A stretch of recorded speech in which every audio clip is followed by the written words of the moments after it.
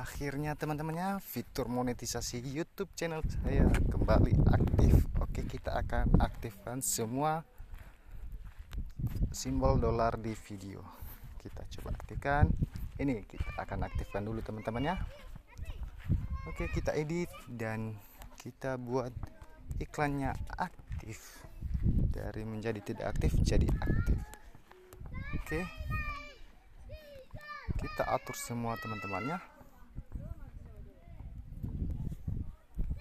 Nah, kita coba ya, iklan video yang dapat dilewati dan iklan video yang tidak dapat dilewati. Kita simpan saja teman-teman ya. Oke, dan sekarang sudah aktif tombol dolarnya guys ya, simbol dolarnya. Oke.